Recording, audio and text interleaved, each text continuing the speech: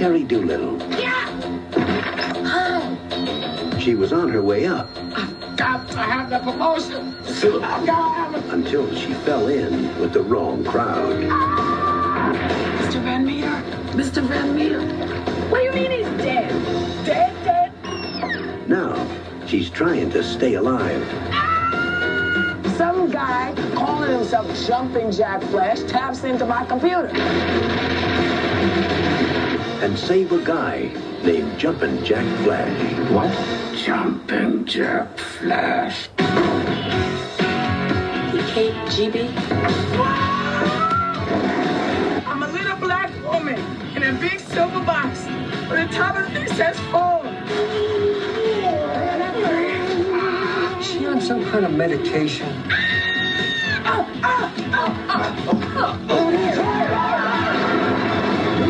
20th Century Fox presents Whoopi Goldberg in her first motion picture comedy. And that's the truth.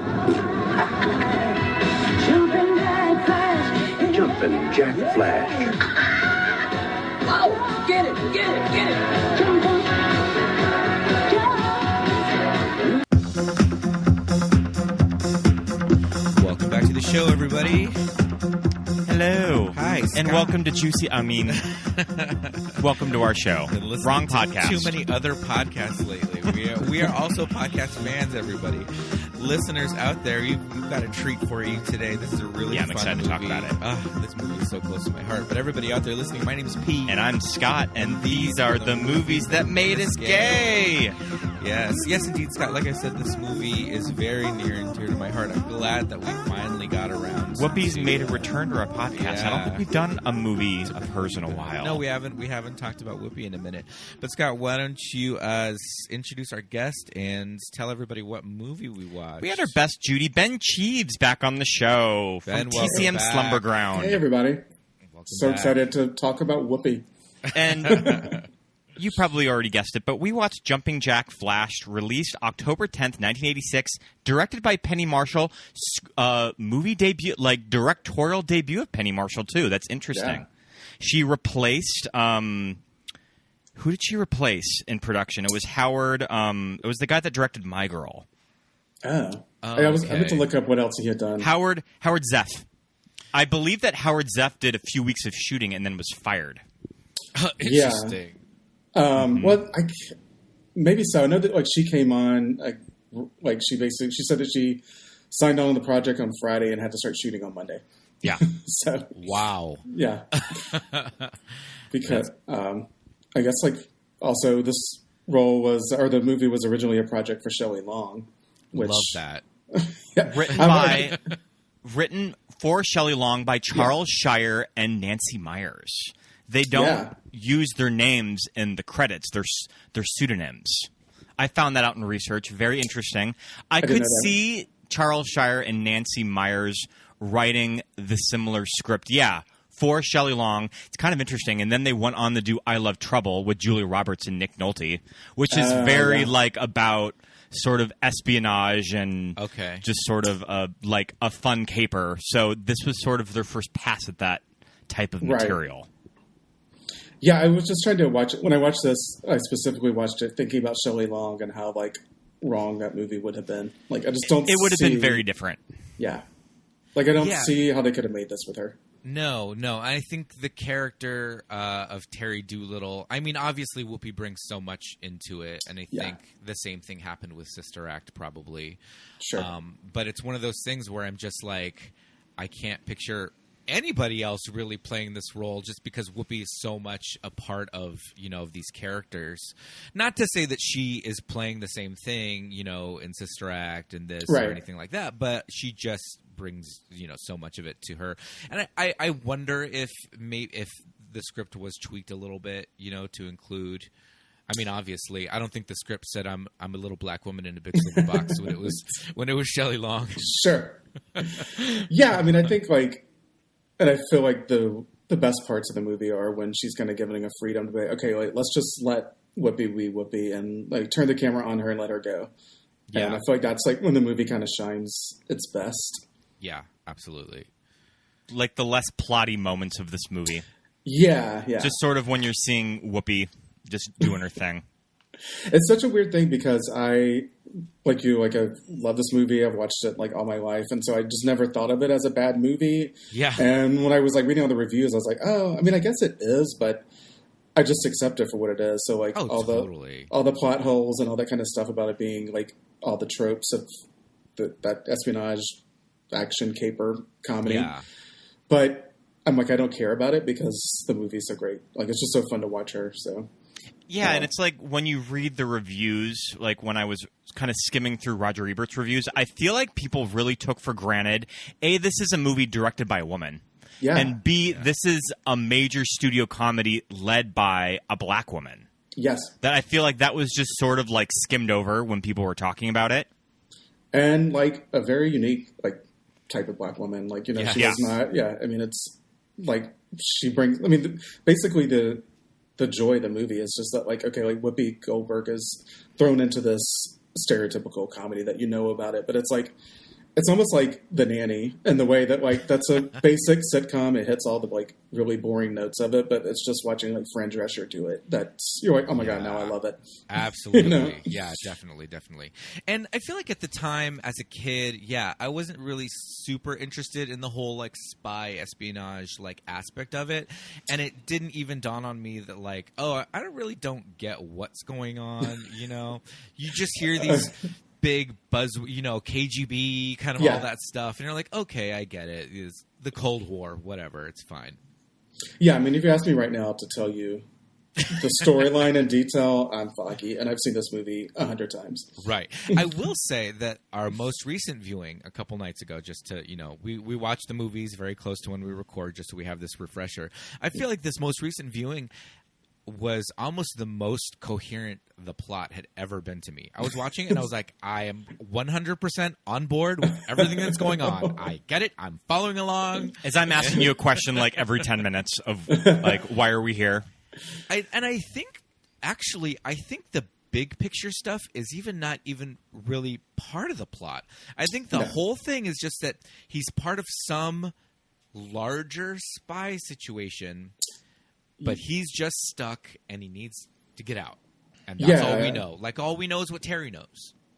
Yeah, right? It's more like you're just along with like her sense of adventure and intrigue. And like, you know, she's like caught up in this kind of romantic idea of like spy and espionage. That's like, you know, like her entire world is like based on her apartment is about like nostalgic movies and a love for like that old.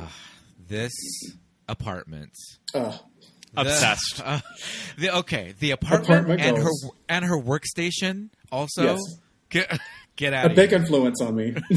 Huge. I'm just watching it going. Pete is very much this Terry Doolittle character. I am the Terry Doolittle of my office clump for sure.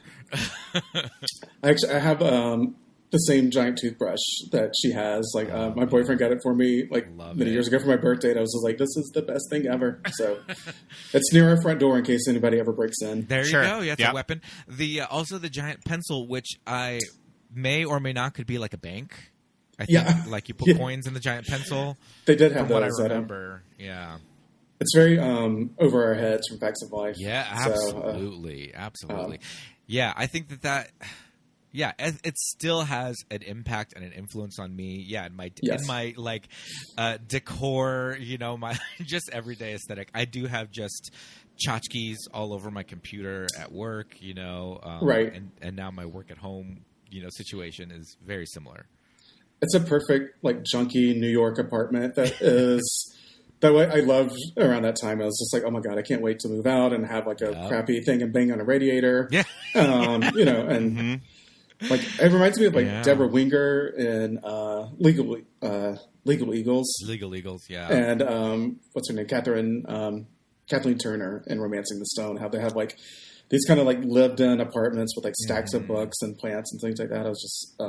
I always think of Bet's apartment. And beaches. Beaches, yes. When they spend the Christmas together. I feel like this movie did need the homeless man that kind of came in and out, and she would... That just kind of lives on her block, and she just talks to. Yeah. Yeah. Chip him a few dollars for, like, booze or something. I love the idea that, that Terry just knows everybody. Yeah. Like, yeah. she's just friendly with everybody. Everybody likes her. She's quick on her feet. She just has this, like, easy back and forth with people. And I think that just kind of, I don't know, does it inform the character? Yeah, I feel like it kind of does. Like, if she's down for adventure. Yeah, yeah. Like, she's the kind of girl. Yeah, that this girl is going to be able to think on her feet and just kind of, like, insert herself into these wacky situations because she's able to just kind of, like, talk her way in and out of things. And, you know, she's technical. She's got a technical knowledge, you know, when the Russian... I'm all about the 80s computer sleuthing in this movie. It's like... I think it came out the same year as Pretty in Pink when, Andrew McCarthy did that impossible trick of sending Molly Ringwald his photograph, like, through the library computer. You're like... Yes. And I don't know all that much about just the history of, like, desktop computers, but could you have messaged someone in 85 and 86 like that? Was that, like, readily available to people? Okay. No. It was not readily available, but through, like, a DOS shell and a QBasic... There were ways to do it, but you'd have to be on a network. Yeah. He's messaging her from outside of the country. Yeah, he could send through the Susan Powder Russian aerobics channel. Yeah. Oh, well, actually, yeah. They're getting this Russian satellite. Oh, yeah, that's right. And he's trapped in Russia. So that's kind of, that goes hand I mean, in it's hand. kind of a throwaway gag, but I guess it is a plot device. Yeah, that's one thing this movie gets right in the script. Yeah. So Terry Doolittle, you know, like we said, we start off in this apartment goals, you know, New York, classic 80s New York apartment. Framed movie posters like Casablanca. Yeah. 50-foot woman. I had that. Mm-hmm. I had that poster too, just because of this movie. Yeah. And it starts out with her morning routine of, like, doing her hair back and forth, and, like, you're right. Okay, this is a funky girl that I want to hang out with. Absolutely, the brightly colored Reebok high tops. She was like, that was Whoopi's thing, right? Yeah, she was known for the monochromatic Reeboks, which I guess Yeezy, ripped off later, right? Yeah, I think that's his style icon. And I mean, but even to this day, like on The View, Whoopi's big thing is her shoes. Yes. Still. She shows these, but now she's upgraded to, like, the platforms. But I remember at the time, like, even my mom saying, like, "Oh, Whoopi Goldberg," and the Reeboks. She always got, like, the crazy colors. I looked up what she wore to, like, the award shows for The Color Purple, right? And she was wearing this amazing, like, canary yellow leggings athleisure outfit with the matching Reeboks and a giant oversized coat. And I was just like, oh my God, that's what you wore to the Golden Globes or whatever. Sure. That was amazing outfit. Amazing. And, like, and she's showing body too. It's like, it's just like she's wearing, like, body glove basically, but it's amazing. Mm-hmm. Interesting. This would have been the same year as the Best Actress nomination too. This is 86. Yeah. Mm-hmm. So, and I think that she was already, like, tied to these projects. And then she won the Oscar, and they were like, "Oh shit! Like, what do we do with Whoopi?" You know, like, nominated for the Oscar, mm-hmm. It's in the trailer of this movie, like, from The Color Purple, like Whoopi Goldberg, which is it's interesting that they're capitalizing on that. I think that I know that we had this on VHS. It must have. I was going to say, like, when did you guys first watch this? I first saw it on cable. I didn't see it in the theater, and then like immediately, like I said, it kind of fell in line with, like, movies like Romancing the Stone and Outrageous Fortune, with, like, female fronted, like, caper comedies, and just sort of these ordinary people kind of thrust into these extraordinary circumstances. Yeah, and it's a sort of thing where, like, as soon as I saw it, I was like, oh, I'm going to watch it, 30 more times this month, and now. It's just like a movie that I know by heart. And I think that we talked about this before, but that's like my go-to movie for when we come home drunk from a bar. And you're just like, So I've seen the first 20 to 30 minutes of this movie right so many times. And then the later part, I'm like, kind of foggy on. All of the early Office scenes are so much fun. Of when you get introduced to all of these great comedians that are surrounding Whoopi and her crazy workspace. Carol Kane, like, I want to work at an office sitting next to Carol Kane. Also, Carol Kane in this movie, kind of smoking. Like, she's beautiful. Yeah, total. Yes. She's like a total slutty. Like, the horny co-worker that's always like, let's go to happy hour, meet some guys. I love how much these people love going to Kohl's. I know. They can't stop with Kohl's. It's like every scene. We're going to Kohl's after. And if you get nitpicky, I do not believe that there's a Kohl's in New York City. That is a very LA thing.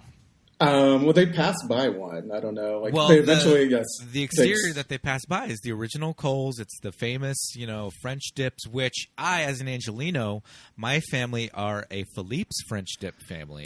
Okay. And I don't know about this battle. It is a very Philippe's big, is a little closer to Dodger Stadium. It's a deep LA battle. Yep. And these are two restaurants that have been in downtown LA since like the turn of the 20th century. No. Like the teens, like the 19 teens. And both of them have as their claim to fame that they invented the French dip. Mm-hmm. And one is Kohl's and one is Philippe's. And Kohl's, the one that they pass, it's in LA. So they shot downtown LA for New York. Okay. I wonder if that's like Gary and Penny Marshall's, like, we're definitely team Kohl's. Yeah, and maybe. So we're putting it in here. We're gonna be making this movie. We're gonna go to Kohl's. We're gonna go to Kohl's. They're gonna cater the set. It'll be really cool. Yeah. You'll love it, Whoopi. But so I'm assuming the whole idea is that this office, is right above Kohl's, But yeah, Whoopi's friends with everybody. The security guard, the heavyset security guard. Like, that sounds like Clarence the Frogman. Yeah, love it. Oh, love this guy. Mr. Page. I also love Mr. Page and his toupee. I know. It made me kind of want a toupee. Right.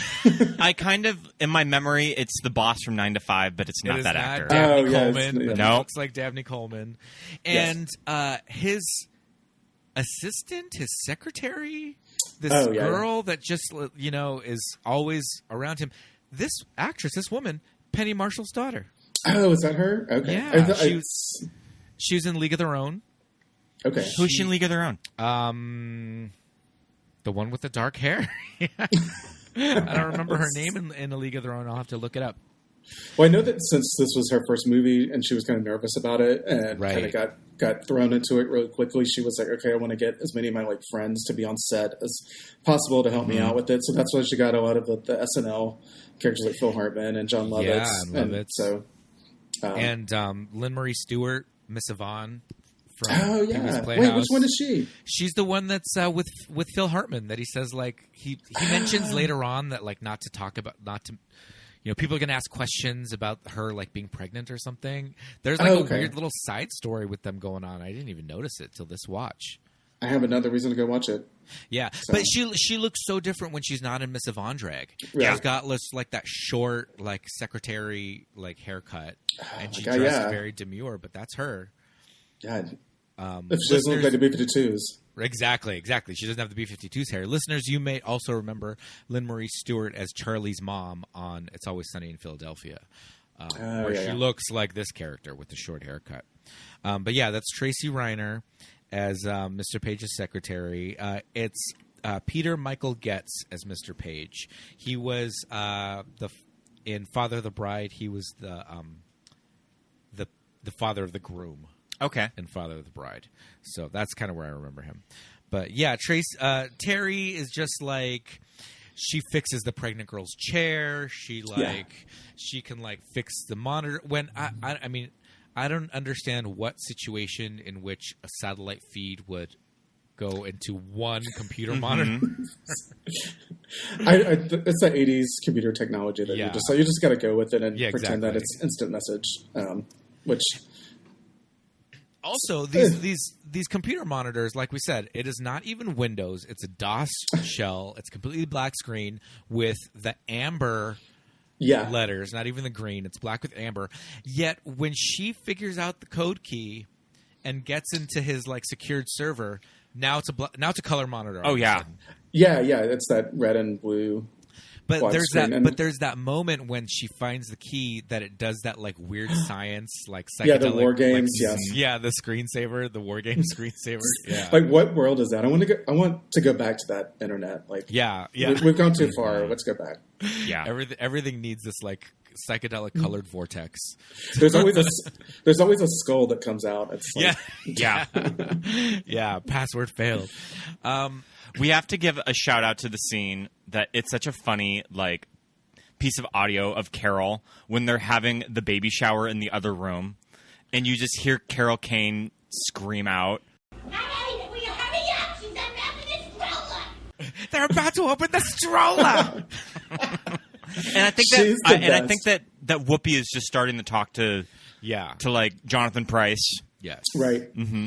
Yeah, she has great. Like I love it when the new guy comes in. The dad from Seventh Heaven. Mm-hmm. And she's like, ooh, like a new guy. And then she's all excited. And then she's like, oh, that's your family. She's like, well, shit. Well, yeah. She's just great. And just walks away. Yeah. I love that. I also love that Terry is very good at her job. Like she does this job of, okay, again, it's mid 80s computer, teleworking situation. And she's making transfers for clients between bank accounts, right? Something like that. It's a bank that they work for, and it's like overseas customers.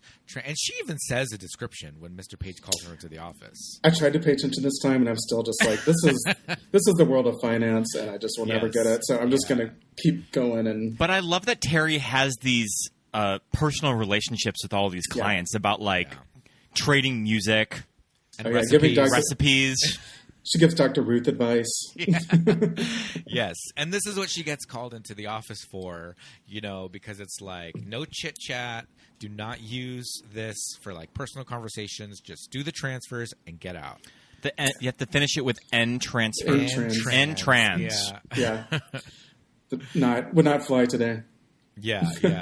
So she gets this like mysterious Matrix-esque knock. Mm-hmm. Yeah. Right. When I think she's like logged off for the day, like she's not even online anymore, and she gets this knock, which is like, okay, how is this coming through? So she wants to figure out what's going on because she's interested. And I like that Carol Kane's like, no, it's Mr. Page, he's messing with you, like and we got the baby shower. Come on, let's get out of here. But she has to. Just be happy with the baby shower and happy hour. Get yourself in trouble, Terry. We're going to Kohl's, everybody's favorite. But no, Terry's got to figure it out.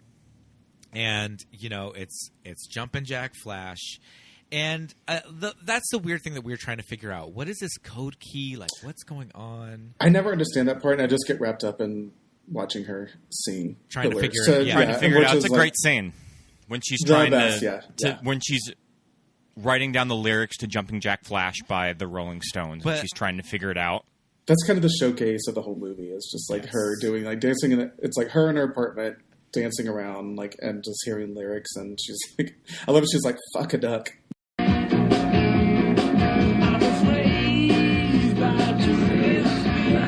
Lesbians. Now, wait, two lesbians? Come on, Mick. Fuck a duck. This crown with spikes in my head. This has got some weird-ass lyrics. Fuck a duck. I was like, she predicted like Apple's like problem with predictive text of like always... I'm always changing fuck to duck. I love though too that it's just this very like 1986 period thing. It's like I got to get the lyrics to this song, so what do I have to do? Just listen to the shit out of it. Yep. And figure I did that so much in your room, like rewinding. I mean, that's why you had to have the cassette to take out for like the lining notes. Is that what they called them? They didn't always have liner notes. They didn't always have them? Sometimes they just didn't have lyrics. Yeah, I don't think they would have for like the Rolling Stones album. Like those reissues did not have the fold out lyrics. Yeah. And I, to this day, will laugh out loud when the line is, I was raised by a toothless, bearded hag. First of all, what the hell? A toot lesbian. Two lesbians? egg. Two lesbians. Come on, Nick. Die every time. So good. Yeah. Yeah, I only sing it as two lesbians. Yeah, now you have to because it's like, and she's got that cool like notepad with the roll of paper. Like, so I tried to find that to never see if seen that song. that before. No, Yeah. I want that.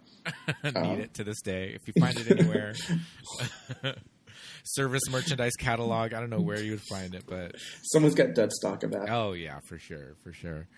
But I mean, it's almost kind of when you see all of these scenes where she's messaging him, it's almost that she's falling for this pre-Nigerian prince scam. Totally. I was kind of thinking of that, of just like, now this would just be like somebody just trying to scam her. yeah, But she's I like mean- buying all of this. yeah. Yeah. I mean, she's hook, line, and sinker. And also, man, I'm like, I would have given up after like the 3 tries. Like, well, I came up with 3 good ones. I would not have gotten to B flat. Well, I'll tell yeah, you that. that's the other thing. It's like how many bad entries is she going to have before she gets locked out for 20 minutes? Right? I just, I would just been like, well, the movie's over because Yeah. I will never get to B flat. I'll never figure this out. And I would have typed it wrong. I didn't like. Well, she had like a dash in there. Like Who would have known? The amount of options of just B flat are infinite. Yes. Is the F capitalized? Is it all caps? Is it an underscore or a hyphen? She just like B hyphen flat, capital F in. Perfect. I would have tried 3 things and gone to Coles. Yes, exactly. I'd be having a French dip before the night was through. But yeah, she went through. I love that she even went to like Bianca and Jerry Hall. Yeah. These are some of the options. But it does look like she eventually did go out and buy The sheet music, the sheet music, which would have the lyrics. Yes. So that's kind of your way around it. But you got to get yourself to a music store at that point. I feel like sometimes wouldn't like the Warehouse or Sam Goody have sheet music, like a rolling rack of like sheet music. There is usually like a section in Sam Goody's or Musicland of. So I used to work in like the like chain that. record store here in Atlanta, like the Turtles, and it became Blockbuster Music. But they had we had a giant book of like song titles and artists, and people would have to just come in and be like, "Hey, I'm trying to think of this song. I know so and so did it or wrote it, or it's got this word in the title," and we would just flip through this giant book and like try to answer it. I'm like. Because people just come in like, I kind of know this song, but I don't know how to figure it out. You just be like, all right, let's see if we can figure it out. Wow. It's like, can you hum it? Yeah. I mean, like, the things you had to do before. That's you hum amazing. a few bars, I'll fake it. Fake it. That's cool. I'm good at stuff like I was good at stuff like that when I worked at a video store, but I don't think I would be very good at music. Music, yeah. Yeah, it was tough. Well, you also had the bookstore of I'm looking for a book. It's blue. Yeah. We had that. So yeah, exactly. We've got our blue table over here. Mm-hmm. So yeah, so she eventually figures out this code key. We get the Weird Science War Games. It's vortex. like Barbara Gordon discovering the Batcave. Yeah. And okay, so now we get the real chat with Jumpin Jack Flash with Jack, Right. and he sends. Scott laughed out loud when the cuts away to the British embassy and it's rule Britannia. So on the nose, I love it. It's something that we should see more. Oh yeah, in pop culture. It's so Austin Powers, but Oh yeah, it was right when the plane lands. Just yeah. What about this? What about this Princess Diana lookalike they got at the work reception at the embassy? She looks. I kind of thought that was Diana. She also looks. I meant to look it up, but remember in European Vacation when like one of them was having the dream, and then like they dreamed that Princess Di is in love with Charles. It's just like with Clark. Clark, wait, wait. I was like, did this one actress make the rounds and do all the Princess Di? Oh my god! Stunts? Well, the woman who was the queen in that dream sequence. She did do the rounds. She was in Naked Gun. Like, she was, and you see Queen that Elizabeth. Diana, I think, show up in other things too. Yeah. She was spot on though. That European Vacation. I love European Vacation. I'm here to tell you, that's my favorite. Yeah, it is my favorite of the vacation movies. I think you have Audrey, the best Audrey. Dana that eating scene. Yeah. Her voice, her obsession with Jack, full-blown posters of her boyfriend on vacation. I can't. I love it. But, okay, so the British consulate, they're just like, we have no idea what we're talking about. Get out of here. Okay, I want to talk about the whole voiceover situation with Jack. Oh, yeah. Well, because she goes to the apartment and she listens to his voice on the answering machine. Yes. So I take it that when she's typing the messages now, she's like, this is sort of what she's thinking he's replying. Right. Because she knows what he sounds like. Yeah, I picked that up this time for the first time. I was like, oh, this is when she starts hearing the voices later. It's only after, yeah. You know, I've seen it so many times. I just sort of like I always hear that Terry. Yeah, Terry. that Jonathan Pryce. Terry, are you there? They also, I kind of feel like, I don't know if they do some modulation to it to make it sound a little bit more computer. I don't know. Yeah. It's a very interesting choice that they let her hear him on the answering machine, and then at that point moving forward you hear his voice, but she still is, it's just this text, instant messenger situation. And I love that she does the thing where she kind of like says out loud, she's like, what the fuck is this guy's problem? Yeah. But then she just types what? I love that. I've always like read what she types because it's always a little different, because she always exclaims like Whoopi it's exactly like when you get a text, you're like, we're going to meet at 7. You're like, what the fuck? Why do they want to meet at 7? And you're okay. Yeah. See you there. I like the like when he does eventually find out that she's a woman, because he thinks she's a man at first, and then he's just like, okay, no, I can't ask you to do these things anymore. It's too dangerous. And she's like, no, dude, like I've already done all this shit for you. I'm still gonna do it. But I love that kind of introduces like a love story, like they're falling for each other, right? But it is Jonathan Pryce and Whoopi Goldberg.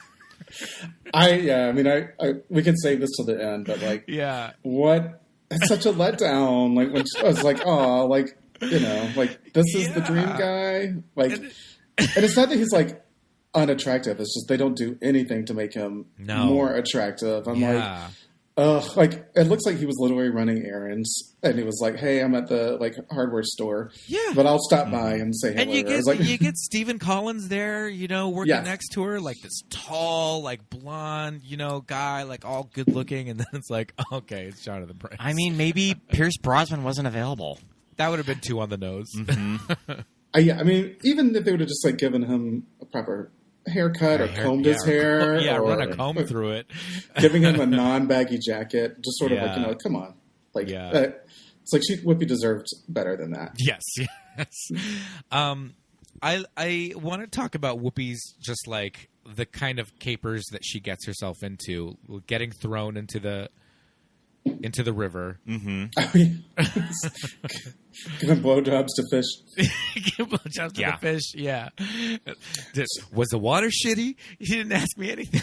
And I'm like, oh man, was the water shitty? Ugh. Yeah, I kept like this time. I was just like, at what level would I check out? You know what I mean? Like, it's definitely like going down to the piers at 1:30 in the morning, and I was just like, and I was like, is this a work night? Is this is this a weekend? Like, what is going on? Yeah, like she never asked about compensation from the government, and I would be like at a certain point, look, I like these hours.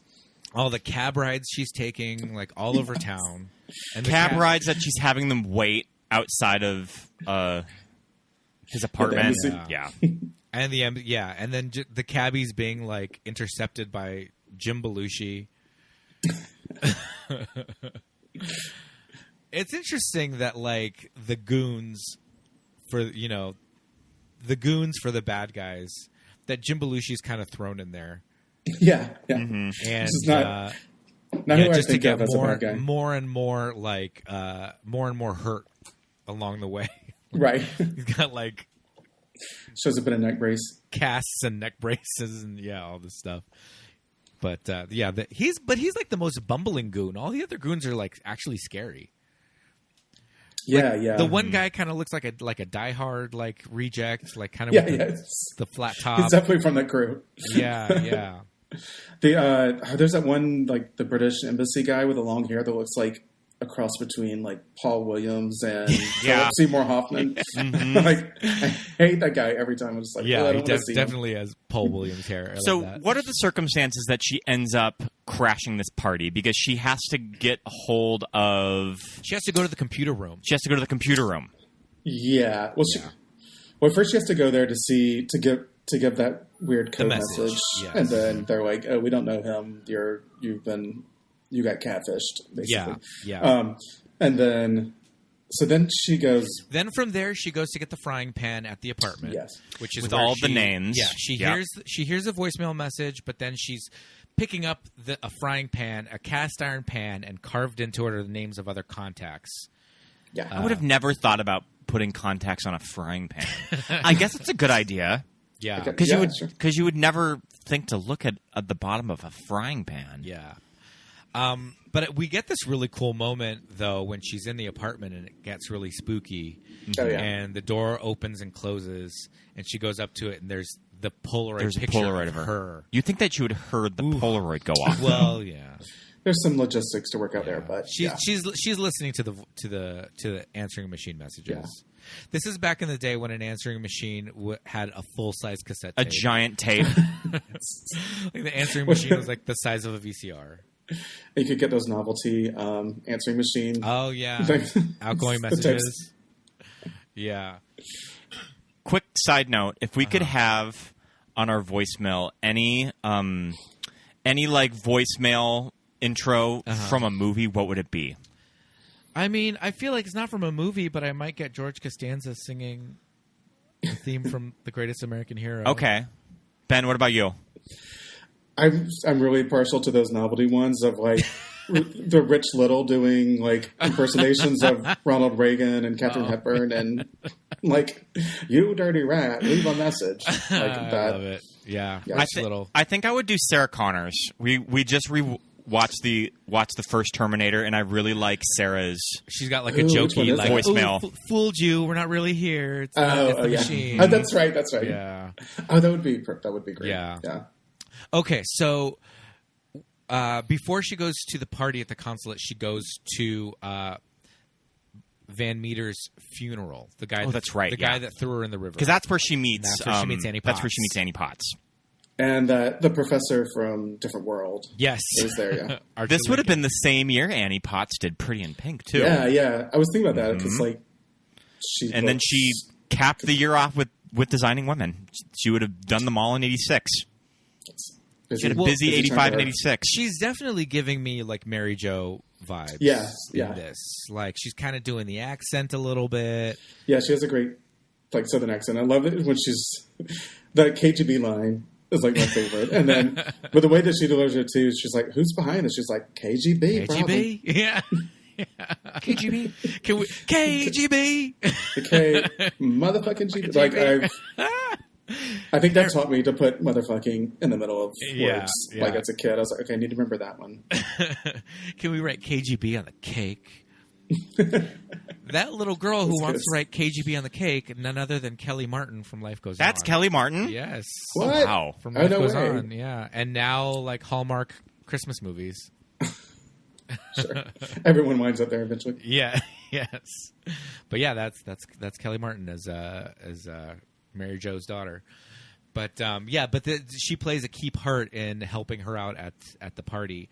But yeah, she needs to get back to the British consulate, to get into the computer room, to like bug it essentially for Jack to kind of hack in there and find his way out. But just so happens that there's like a Queen's Jubilee party. So she's like, perfect cover. Like, yeah, I can show up and do my Diana Ross, the Supremes number. When I tell you that this scene of the movie was my favorite, was it your favorite? Sure. When she hits her little tape recorder and starts lip syncing, oh my God! I loved for it as a kid. Yeah. And she's doing Diana Ross. Her face, this lip sync is a spot-on Diana Ross lip sync. She's doing the face, everything. In this discount Tina Turner way. Yeah.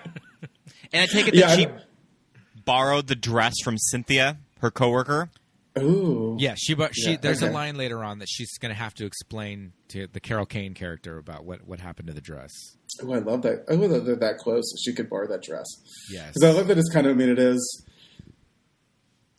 the only time like she's kind of dressed in a stereotypical female outfit. The other time she's like in oversized coats and scarves and sweaters, but this is like, and it is almost drag for her. You know, she's like, okay, I'm going to go put on female drag, and you know, it kind of goes with her androgynous name and all that stuff. So, absolutely, yeah. So she like is like performing femininity for the crowd. She's like, okay, this is my disguise to get past them. Yes, yeah. I love though that the idea too though that Terry, like she has Rolling Stones record or tapes at her home. She's very familiar with it, but also of course she would know like the Supremes and be able to do this little mini performance. I love the appearance from Michael McKean in his British accent with Tracy Ullman. Tracy Ullman, yeah. Yeah. Probably one of the first big American movies Tracy Ullman was in, probably. Yeah, because this is... When did her show start? I'm Tracy guessing Ullman like show, right after this. I would say 87, 88. Yeah. I love Tracy Ullman's single. They don't know. It's so good. Yeah. Oh, yes. Really good song. That song Looking and up video. People. Yeah, the video's great. Breakaway. Yeah, love it. But yeah, I never really thought about Michael McKean being in this and just like this Laverne and Shirley kind of like mini reunion. I love his British accent. His British accent, it's passable. It's fine. I think like during this part, I'm just always like so hyped up. Like she's about to start singing. Like I kind of don't know what else is happening at all. Like, and so they just let her through just because they were entertained, right? Yeah. I mean, I would. The secretary, maybe she does some Diana impersonation on the side, so she's just like, I get it. We all need this gig. That wig, them sequins, and the Supremes, you just let it go. But I love though too that when the doors open behind her, she turns around and it's a huge party, and there's these like two beefeaters. Yeah. Like oh yeah. Like, are they going to announce everybody like an old timey like Cinderella ball? Yeah, I mean, the British Embassy stay British. I mean, they do it 100 in there.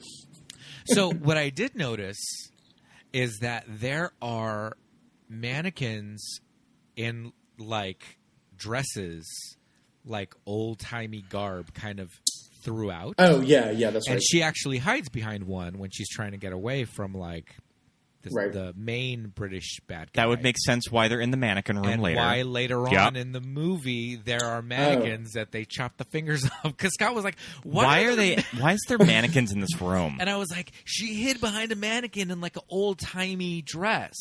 So I think for the Queen's Jubilee, maybe they just had some gowns on display, right? Or something. Yeah, I think the critics are wrong. The script is airtight. It is airtight. So when she's in this dress, did you see that clip? I think that Whoopi was on Jimmy Fallon. And Tiffany Haddish like crashes the interview. Yes, and she's wearing the sequins dress. And she's like, I love Whoopi Goldberg. She thinks of her as her mom. But I was just like, we're gonna make, and she's like, Whoopi, we're gonna make a sequel to Jumpin Jack Flash, Jumpin Jack Flash 2, and Whoopi's like, not Sister Act, but you can tell like Whoopi was like, Jumpin Jack Flash. Really? Yeah, she's not excited about it. So it makes me kind of think like what was Whoopi's experience doing this movie? Was she disappointed with it? I don't know. Yeah, I tried to look up some stuff and see, what her thoughts on it. And the only thing I read a quote that she was saying that around this time, like, that she wasn't allowed to be like a sexual character. Like, it was like, that was kind of like, and like, that was her personal style at the time too, but like in this movie, she is literally like bundled up under like potato sacks and like, it's the least flattering thing. I mean, she looks cool and hip, but she's not in a way that lets you like sexualize her. Yes, and when she is in the gown, it's a comedy. Yeah. I mean, it's basically a drag queen. Yeah, and but she mentions that like she was not thought of as like a sexual person, and it's because she was basically a black woman, and they didn't know really how to do that.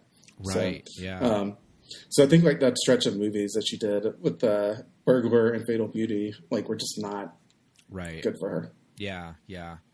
I mean, but it goes to show because Tiffany Haddish, I think, is around my age, and so she just has these memories of this movie as a kid, and it's like, Sister Act wouldn't come out for a while, and Fatal Beauty and Burglar were not as successful in not just in how much money they made, but just not as successful as vehicles for her.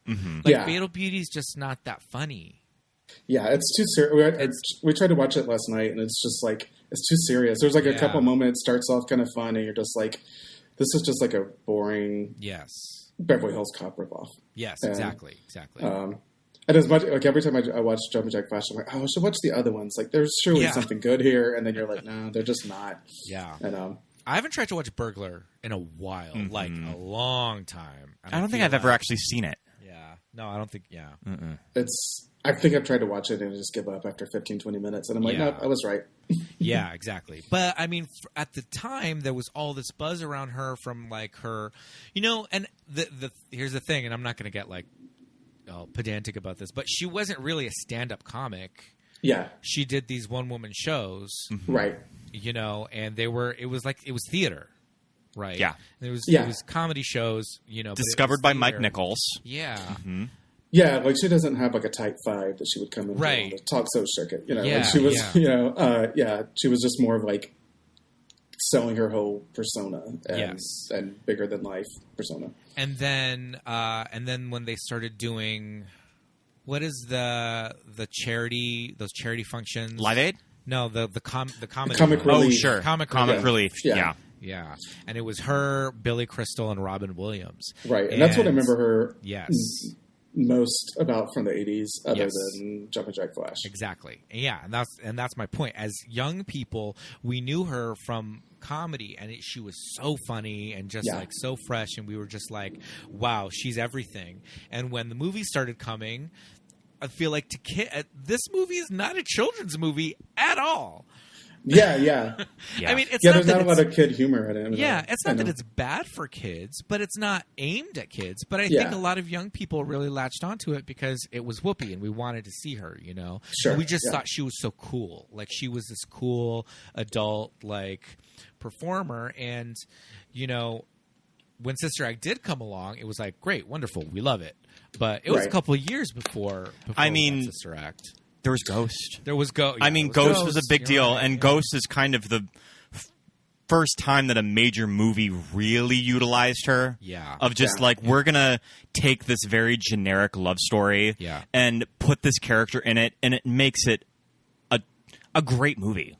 Like, Whoopi without Ghost. I mean, Ghost without Whoopi would be not that good. I'm really guilty. I'm really bad. I have never seen Ghost. Oh my gosh, it's so good. I know that you're in danger. Yeah, and I have no doubt she's the best part of it. Yeah, but I just sort of like, I think it came out like when I was at a time in high school. I was like, oh, that looks not cool enough to go see. So I just passed it. And I actually never saw Sister Act until in the last few years. Oh wow! Okay, it's good. Yeah. Shout out to our Sister Act episode of Josh. Yeah. What's that? We did a Sister Act episode. Yeah, we did Sister Act with our friend Josh. But that's the thing. But even with those two movies, it's like you're right. Whenever they do kind of like sexualize her or just play up her femininity in any way, it is played for laughs, and it's very interesting. That's. Yeah, I guess like Sister Mary Clarence, when you get all of the Reno scenes, I think she looks great.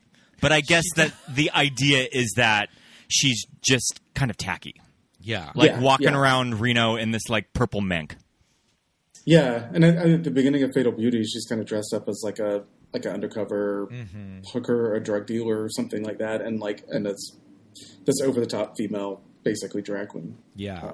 And the male characters that they put her against, it's Harvey Keitel, and it's like, what?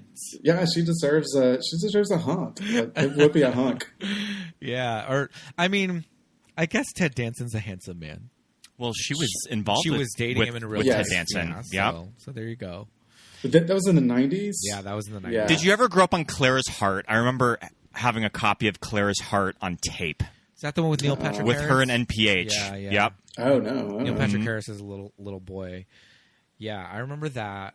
That was a serious one, though, wasn't it? Yeah, that was a little bit more dramatic. I didn't want to see Whoopi in drama. My sister and I loved Karina. I was going to say, Karina is my second favorite Whoopi Goldberg movie. Like, it used to come on TBS all the time, so I'd catch it. And I think it was like when I was in college, it seemed like it always came on Sunday afternoons that I had a term paper due. And I would just be like, I'm just going to watch Karina, and then I'll start on my paper. Yeah. It's like the perfect like procrastinating move. To this day, like Whoopi, I still blow at stoplights to see if I can change them, and it never works. It never works. What? Oh, man. I wanted to talk a little bit more about this embassy scene. The security guards watching Benny Hill. Yeah. Die dead every time. Mm-hmm. Yeah, that's. Did you get Benny Hill on any sort of cable access or I never grew up on Benny Hill. Scott didn't grow up on Benny Hill. They didn't have it in Montana. We had it.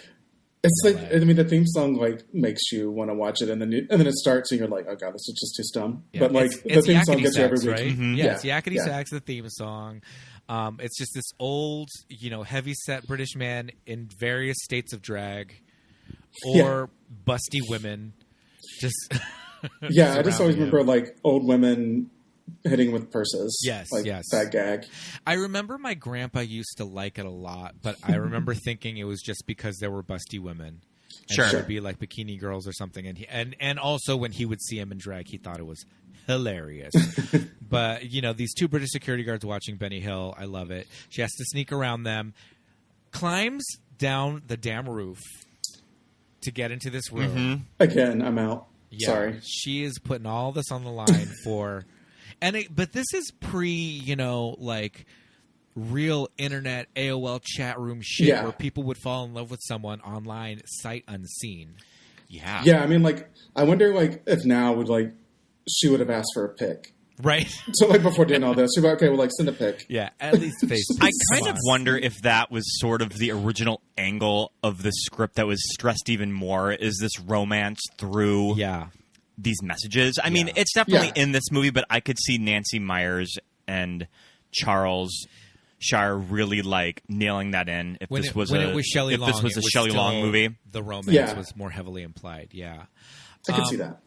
But when she does get in the room, she uses her technical skill to like put in this bug or whatever. But when her dress gets caught in the shredder, and this little bit of like stock music. Mm-hmm. Oh yeah, the Pee Wee's Playhouse Circus music. Yeah. Oh, man. I can find the name of the song. I know it when I like do some research because it's a classic song. But they even kind of like speed up. Yes. It's a Benny Hill gag, basically. It is it is a Benny Hill gag. When she's getting in there and she says, "Not the crotch, not the crotch." Her like. Yeah, her jerking motions, everything. Man. It's great. Dead. And then it gave me a fear of shredders, and it's the same kind of fear of like getting sucked up by the escalator. Yeah, absolutely. Yeah. But I love that like they just basically turn her into Tina Turner. She comes in as like the Supremes and comes out as Tina Turner with like her wig blown out and stuff like that. And the dress is like short and kind of asymmetrical because it's been like through the shredder. She's showing body like she is. Yeah. I don't know how they managed that because that top is like, boom, it is right there. I don't know how nothing fell out. That is like a feat. But so at this point now her apartment's been ransacked. Mm-hmm. It's no, not the cool apartment. They tore it apart. But it made me think of in Outrageous Fortune when they go to Bette Midler's house and it's broken into. She's like, "What? It always looks like this." Is how it always. Yeah. When she does get kidnapped by in the phone booth, that's another. Oh my god, the phone booth scene. And I try to get away with something. I'm still like, come find me in the city for this. Like, I'm like, what are you gonna do? Come find me. New York City, like a fucking quarter. Come find me this. And just how that scene is set up, where you can see them with the tow truck. Yeah, Back yeah. to her, and she's just like tow truck's oblivious there. and on the phone. Yeah. So She good. just thinks it's like the rude guy trying to interrupt a call. Yeah. I do love when it finally gets thrown off the truck and you see the dummy that's Yeah. in there. Yeah. Because that phone booth Floored me. rolls. Yeah. It, like, rolls so much, and she's just like, ah.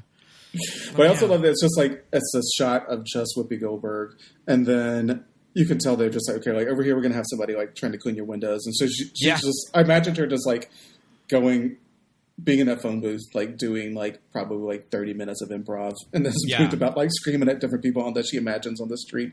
Yeah, yeah. I feel like the guys coming up and trying to clean the windows on the phone booth as it's like driving away. That's Yeah. it's a little Wayans Brothers, but it's still Yeah. funny. Yeah.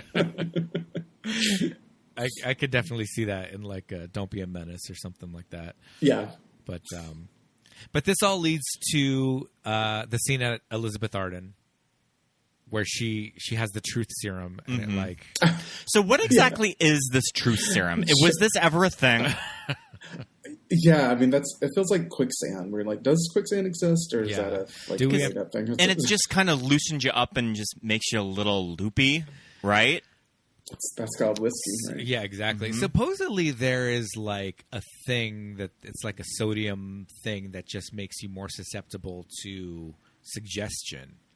But he also says, Jim Belushi also has a line where he says, "I gave her too much."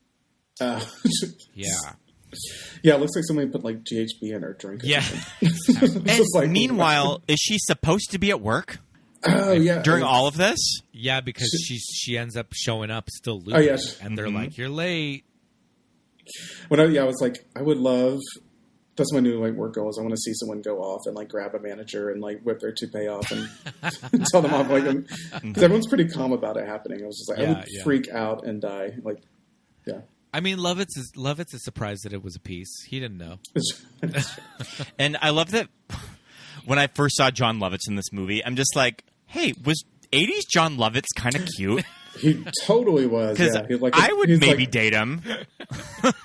Yeah, he had that early '80s like dad look down, Yeah, tucked yeah. in shirt and the Yankees cap. Yeah, He the was, tucked in, cute. the tucked in plaid shirt Yes. to the jeans and the Yankee cap for sure. Yeah.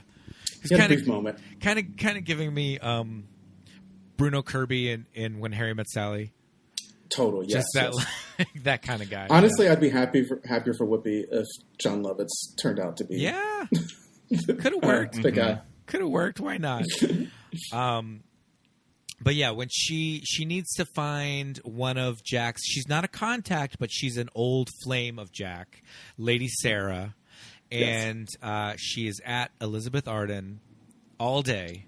Right. And Elizabeth Arden is just like a beauty spa, a salon, a full service. Is that supposed to be like the thing from the women? That's what I said. That's exactly It what looks like I said. it looks like there should be like crazy workout machines. Yeah. Yeah. They should have been getting like jungle red manicures. Yeah.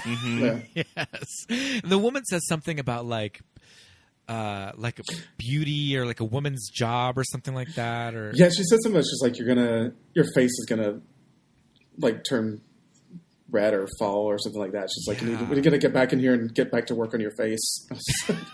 Brutal. But when she does get in the room and starts talking to Lady Sarah, and Sarah's just like, nope, I'm not gonna do it. Yeah, Sorry I mean, she about was like, I mean, have you seen him?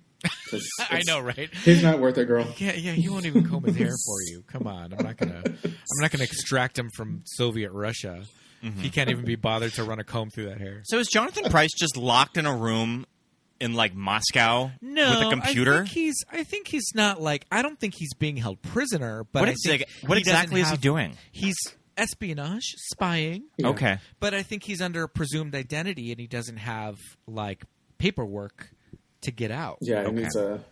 he needs Like a new passport. passport. Yeah. Yeah. I don't know. Something like that. Who cares? Just Sure. he's there, and this tall guy does not want to let him out. He keeps thwarting all of their plans. He like turned off the machine when they were about to do the hacking. He, Yeah, like, the weird walked in science war games stuff was happening. Yeah, those crazy computers that like the keyboard is like built into the console. Oh yeah, weird. Like spinning tapes, reel-to-reel tapes, just spinning around. Yeah, that's with the giant rooms. Yeah, flashing lights. But so Sarah's just like, nope, not going to help you, whatever. Whoopi kind of I think she kind of shames her.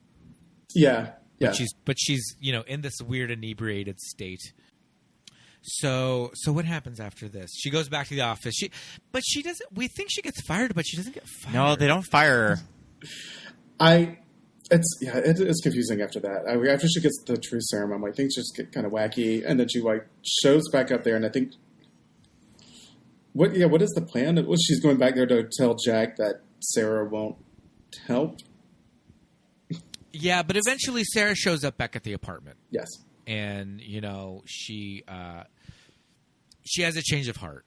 Yeah, this is when she grabs, picks up the toothbrush, the giant toothbrush. Yeah. I mean, it's a solid plan. Yeah. Oh, yeah, definitely. You can knock somebody out with that giant toothbrush.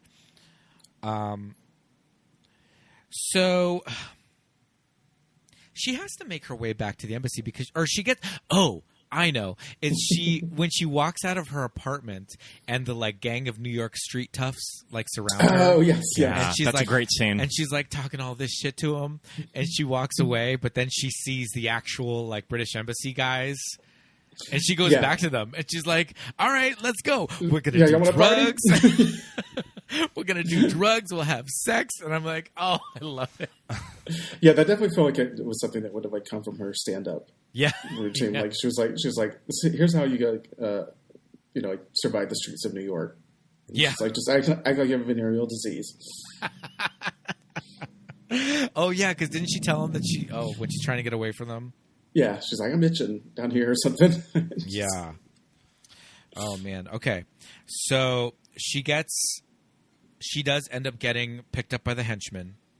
Oh, yeah. This is when they bring her back to the embassy in their mannequin room. Mm-hmm. Yeah, now she's in the mannequin room. And but eventually she does escape. And I have to say, she plays hardball in there pretty well. I mean, when you pull out power tools and chop off mannequin fingers, insinuating that mine would be next, I'm like, well, here's what I know. Yeah, exactly. She does not talk. Yeah. She kicks the one guy in the balls and is lucky enough that he doesn't fall on her with that freaking hacksaw or whatever it is. Taking out guys by the balls is her go-to move. Oh yeah, I mean, hey, it helps. She's a lady on the go. Let's see. So she does go back. Okay. She goes back to the office for the final time, and she's about to talk to Jack, but the KGB guys have infiltrated Mr. Page. Mm-hmm. That's right. They walk out. Mr. Page walks out, and he's like, "Oh, my new contacts," and it's the British embassy guy. Yeah, I think they get rid of they hold up Larry, the security guard too, or something. Yeah, the heavyset security guard. Yeah, they call him the heavyset guy. They keep calling him the heavyset security guard. But yeah, he comes in. He's tied up. I kind of love the reveal of Marty, the dad from Seventh Heaven, as an undercover, embedded, agent. Because he's been helping her along. Yeah, you forget about him. He plays this square character really well, giving everybody his business cards. He puts up a little sign on his desk that says "Thank you for not smoking" on top of his computer monitor. Yeah. When Carol Kane comes over to flirt with him, you can see that he puts up a "Thank you for not smoking" sign on his desk, which you probably could smoke at your desk in 1986. Yeah, I guess probably. Yeah. Yeah, he's got just as much swag as Whoopi. He's pulling out, personalizing his cubicle. Mm-hmm. Yeah. So when she's trying to type to Jack, they stop her, don't send the message. I love her keyboard, the enter key. It doesn't say enter or return. It says what did it say? Send or execute. It said something weird. I think it's send. Yeah, it doesn't say enter or return. It said send. I mean, I think I remember keyboards having send instead of enter. Yeah. Well, Apple keyboards still say return. Oh, sure. So, and they say delete instead of backspace. It's a whole thing. So these computers were neither PCs nor Macintosh. Yeah, and it was like that big clunky kind of keyboard where the keys would always pop off. Oh yeah, that's right. You can like rearrange them if you were like in computer class and typing class. So okay, when the main henchman kind of like has her in his clutches. Oh my god! She again is she the only like female heroine in film history that has won by like biting a guy's nuts? But yeah, probably. I mean, like, I haven't checked the books on it, but I don't know of any other woman who's that ballsy. Yeah. It's insane. It's crazy. It's a weird shot. But okay, when the guy comes in, the diehard guy with the machine gun, and just starts shooting in the middle of the office, and you're thinking, is Lovitz and Carol Kane fully just going to get shot by this machine gun? Like, what the hell? Did everyone in this office make it out alive? I'm assuming so, but it gets pretty intense there for a minute. Yeah, it turns into Die Hard situation. Yeah, and he fully gets shot by Marty, and he does that movie thing when the guy with the machine gun gets shot, and he keeps shooting. Oh yeah, wildly as his dying body is falling to the floor. But she eventually hits send or whatever because the information that Sarah gave was bad. It was bad info. Oh, that's right. Yes, these guys were gonna. If he goes to this location, he's gonna get killed. So what she's typing is like, "Don't go. It's it's a setup." Yes. Mm-hmm. But after she bites the guy in the balls, she eventually is able to to hit send, and and he's extracted. He gets out, and everybody lives happily ever after. Right. But now we get to this final scene at the restaurant because she says, okay, she wants a veal dinner. Yes. Ooh. She specifically very asked specific for veal. about that. Yeah. Yeah. Veal is such a fancy 80s Yeah. dinner. But like, when did it get to the point where it's like you can't order veal anymore because it's animal cruelty? I feel like that wasn't until the 2000s. Yeah. Yeah. But there's that joke in The Simpsons, though. Mm-hmm. That was probably the late 90s. Yeah, probably like the late 90s around that time. You could still order veal in a restaurant in the 80s. I'll have the baby guts. Right. Yeah. Lady, you sicken me. You sicken me. But when she does go to the restaurant to wait for him, Orlando's, she looks nice. I know. I love that outfit. Yeah, this like head wrap situation. This is some pre You Got Mail. Right. Yeah. Sort of falling in love through the internet, and she gets stood up. Sure. Just like the scene in You Got Mail. Yeah, and I think it goes back to like her being nostalgic for old movies, and she's the type of person who watches the late movie, you know. And so, I mean, because it's originally a trope from Shop Around the Corner. Right. So, Yeah, because this is pre, like, You've Got Mail, 1994. Right. 98. 90. Oh my God, 98. Yep. Yeah, so she would be referencing Shop Around the Corner or something like that. Right. And she's there. She's just eating breadsticks only. She's not even ordering. Unopened bottle of champagne next door. Yeah. I feel like those breadsticks only show up when someone's getting stood up at a restaurant. Like those kind of the long cracker the ones. Long, You're skinny, just like crisp ones. Yeah. Yep. Yeah. I've like that's if you're eating those, it's going to be a sad night. Yes, absolutely. And, Stephen Collins, Marty comes in and he's like, oh, he's in London. He sent me to say sorry. And she takes it really personally, which is, I get it. Understandable. It's understandable. But also, he is a spy that was just, like, extracted from Cold War Russia. Maybe he's got to go debrief. Like, I don't know. Maybe give him a good, like, week and a half. I don't know. I would be like I did all this for you. Like, I was up on roofs. Yeah. I went to the British Embassy this is true. multiple times, yeah. I did not get my fingers chopped off. Like, I'd be like, you need to make time. Yeah. I'd be like, show me some respect. Yeah. True. Show up. True. I was dragged around the city in a phone booth in the back of a tow truck. Yeah, she had many capers, but yeah, I do have to say, I love the outfit that she's wearing. She looks, it's a very cute outfit. I do love the end scene at the office when you get the reveal of him. I like the little piece of like Thomas Newman score that goes along with it, and it's a very like nice happy ending for this movie. Yeah, even if it is with dorky Jonathan Pryce. Exactly. I love that they give that to her, and she does get to have, the union in the meeting with him. But it's just such a disappointment. Every time I'm always like, am I being harsh in my mind about it? Yeah, and then I'm like, is it a boobie prize? I don't know. And what's up with like matching Jonathan Pryce with these women? It's like Jonathan Pryce and Whoopi, Jonathan Pryce and Madonna in Evita. Is he in that? I've never seen versatile. Evita. Oh my gosh. Juan Perón? He's Perón, yeah. He's Juan Perón. Mm-hmm. Well, they have a Star Trek. Is he on Star Trek? Jonathan Pryce, or does he just something for that? Whoopi was on. She definitely was on Star Trek. Was Jonathan Pryce in Star Trek? Am I missing something? Was he somewhere in Next Generation? He may have been in Next Generation or maybe one of the movies.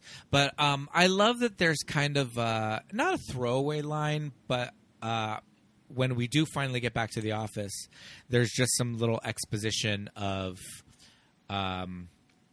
Mr. Page is now gone, and Terry got his position. Oh, I've never noticed that part. Yeah, I never noticed it. And they said something about Page being out. And I don't know if he was fired or what, but he's out, and or if he quit, or if he had a nervous breakdown or something.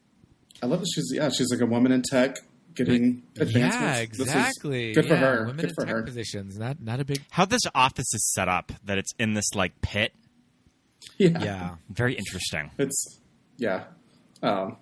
the desks are like alternating, like kind of like facing away from each other or something. Like, yeah, they're not quite cubicles. It's literally just a desk, and there's one phone. Oh yeah, that's right. There's a whole thing about how you have to get up and walk all the way across the office to use the phone. Their desks don't have phones on them. It's all just like text-based work. It seemed like the worst place to work in the world. Yeah, I've never had a job like this at all. That's why they're in Kohl's every day. Mm-hmm. For sure. Drowning their sorrows in mixed drinks and French dip. So when you two were like younger, could you just really relate to that Whoopi is the type of grown-up that doesn't subscribe to the norm of being an adult? For sure. And just sort of us as gay men can totally relate to that, because there's nothing conventional about just being gay, so you can just sort of act like a kid when you're in your 30s. Yeah, I mean, I think it was just that, she's obviously a cool person. Like, everything about her, like, demeanor, she's, like, a cool, offbeat character. And I was kind of like, she lives in New York, and I was just like, that's what adult life is going to be like. I'm going to move to New York, have a cool apartment, have some stupid job, and get into adventures. Yeah. And she seemed happy. She seemed happy with, like, her lot in life. Like, even just on the bus on the way to work in the early scenes, she's just, like, working it out. She liked everybody that she worked with, except Mr. Page. I think, like, so she's, like, a 30-year-old-ish. Yeah. Well, yeah. So, but I think, like, definitely. I mean, and she was, at the time, like, a cool celebrity. She was on MTV. It was like, at that time, like, MTV would have had adults and not just teenagers on it, and so, like, they're kind of she was just an icon. Yeah, for sure. But also too, like, I feel like just because it was Whoopi, like we said, the style of, like, clothing, she was a little androgynous in, like, her character, so she didn't really subscribe to these, like, very specific kind of gender roles, I kind of always, like, thought, like, Whoopi was going to be a late life lesbian. Me too. If she came out at this age, I'd be like, that tracks, I mean, like, it's just kind of like she doesn't want to be conventionally thought of as, like, a traditional beauty. Yeah. And, I mean, kind of a similar way that, like, Bette Midler was treated in that time frame, I mean, like, she was kind of, like, wore really over the top fashions and stuff like that as maybe a way of kind of, like, compensating for not being thought of in that traditional leading lady beauty role. Right. Yeah, I can definitely see parallels there. And that's another person too that I was like, well, if not Whoopi, like who could have done this role? And I was like, maybe Bette Midler could have seen this. I could have seen this movie as one of Bette's touchstone movies of the late 100%. 80s. Definitely With her. Yeah. Like, if she wasn't cranking out 5 other movies in this time frame, then like she would have done this. I would have liked to have seen Bette's like quirky office lady. Yeah. Yeah. But yeah, that's where, again, I just don't think Shelley Long could do it. Like, Shelley Long is best when she's, like, the prissy, prim and proper person who is made fun of. And I guess that's probably what the character of Terry would have been, is that maybe she is just a very by-the-books, like, accountant or something that just ends up getting roped into all of this espionage. Yeah, yeah. So, I guess it could have worked. I don't know. But it has to probably, be Whoopi, though. probably with a different script. Yeah.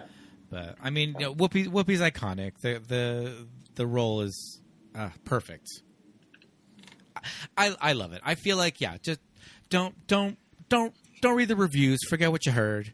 It's just fun. Yeah, I mean, it's not a movie that you really follow along the plot for and you care. You're just sort of like, okay, like this is basically just a romanticized version of being wrapped up in a caper of that kind of Hitchcock situation of like the everyman being thrown into extraordinary situations. Very like Romancing the Stone, and I love that shit of just sort of your person that's a fan of a certain genre, and then they find themselves sort of thrust into it.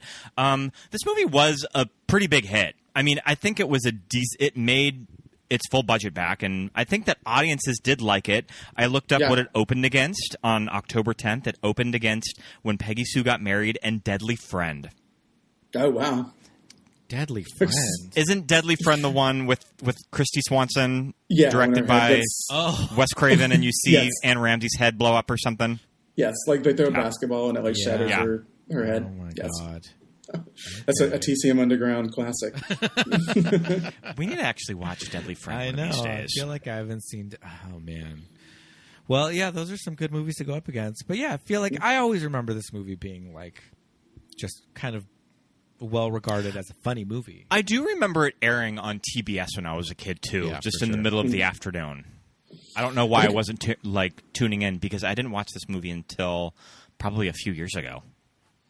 I feel like I watched it a lot as a kid, and like we had it on tape. And then when I was in high school, like I had a friend who like she loved the movie and I did too. She's like, "Oh my god, like it's perfect," and like we kind of loved it for its like spy element. And then I remember when The Net came out, we went to go see The Net. We're like, "Oh my god, it's like Jumpin' Jack Flash, but with Sandra Bullock." The Net is just like Jumping Jack Flash. Yes, I never thought about that. It totally is. Oh my god, man! I remember spiritual remake. I remember watching that movie in like '96 or so, and when she's ordering the pizza on her computer from pizza.net, and just thinking that will never be a thing at all. You're not going to be able to order your pizza on the internet.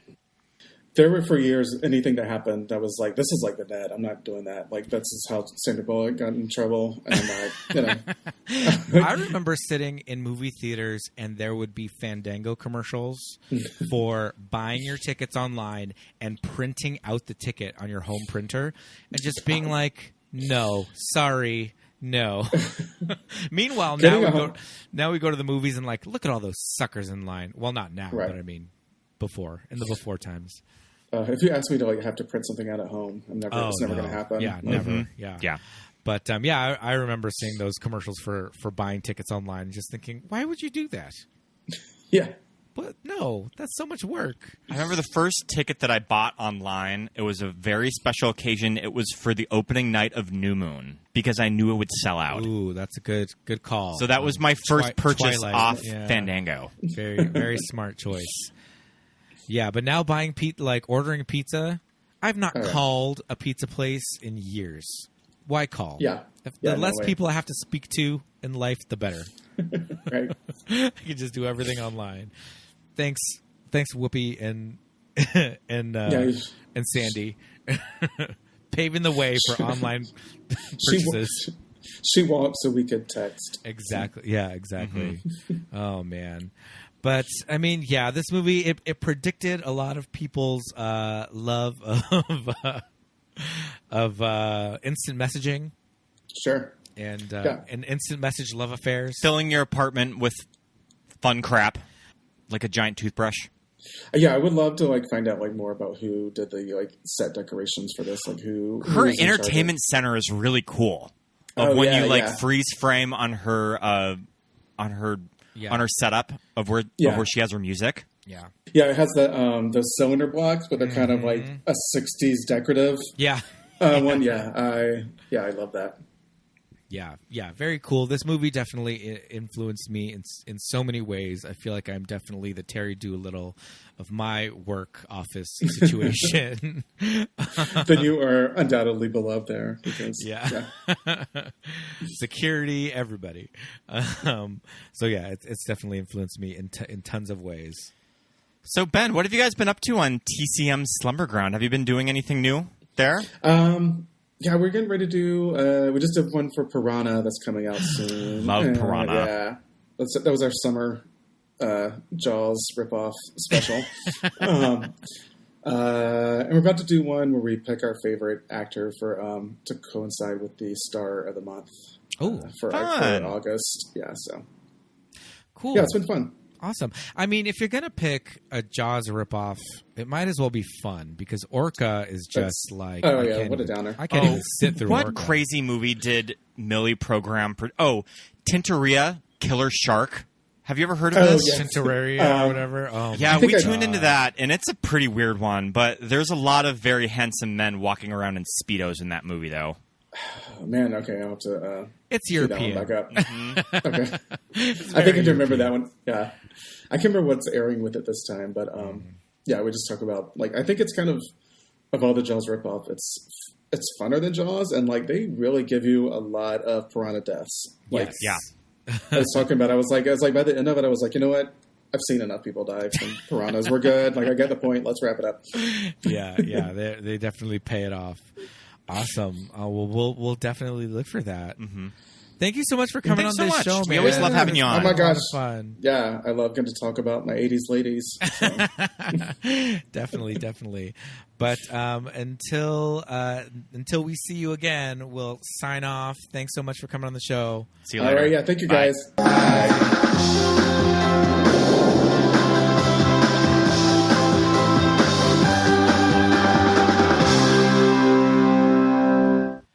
And thank you so much for listening, everybody. Fun episode. This has been a lot of fun. I love Jumpin Jack Flash. Oh my God, I can watch it anytime. I feel like it's a movie that more people should watch. Yes, go track it down. Find it. It's so much fun. It's a good $3. Come on. It goes on and off Prime too. Yes, it does. It goes on and off Prime for sure. But I think it is about that time. Oh, are you talking about Patreon shout-outs? Yes, indeed. Yay! Patreon shout-outs. We would love to say thanks to our wonderful patrons, starting with Amy, Leighton, Shelby, Merle, Jacob, Michael, Charlie, Heather, Muffy, Paul, Jamie, Drew, Jimmy, Genevieve, Don, Josh, Emma Melly, Aaron, Bent, Melinda, and Jim, Jessica, John, Nick and Shannon, Christine, and Rufino. Thank you for being a friend. Thanks for being a friend. If you would like to be our friend and a patron, head over to patreon.com/movies that made us gay to check out some fun stuff in our different tiers, like our Watch With Us commentaries. We just posted Return of the Living Dead. Yes, we did. Return of the Living Dead, one that of the crazy most movie. Fun zombie movies out there. It's a commentary track. Watch with us. You can sync it up to the movie and listen to us offer our stunning, cute thoughts on the movie. They just really added fun. a lot of new movies on Netflix too, so Yes, we're gonna have to look through there for any new ones. Some new commentary tracks with some new Netflix movies, so it'll be easy for you to check out. So head over to Patreon for that. We also have a new review. Yay, new review. Yay. I feel seen. This podcast has me screaming. I feel seen constantly. Great work. Keep the episodes and my laughter coming from a little gay boy in Belfast. Belfast, how do you like that? All the way from Ireland, across the pond. Thank you so much, G. Belfast. He is actually one of our Instagram followers. Let's see, Christopher D. Glover. Thank you so much. Thanks so much. We love it. Leave the good reviews flowing. Head over to Apple Podcasts and leave us a good review if you'd like. If you don't like us, then don't do it. But also, when you're there, give us 5 stars. Smash those buttons to the right. Yes, indeed. Smash those stars to the right. Please do. Smash the 5 stars. It's easy and it's free. We would love for you to rate, share, and review this show. Give us 5 stars. Yes, indeed. You can find us on social media, on Instagram and Facebook. We are at Movies That Made Us Gay. And Twitter at NTMUGPod. Yes, indeed. My name is Pete. I am at Peter Lasagna on Instagram and Twitter. And I'm Scott Youngballer on Instagram, Oscar Scott on Twitter, and just Scott Youngbauer on Letterboxd. Thanks so much for listening one more time, everybody. Until we meet again. Bye. She's a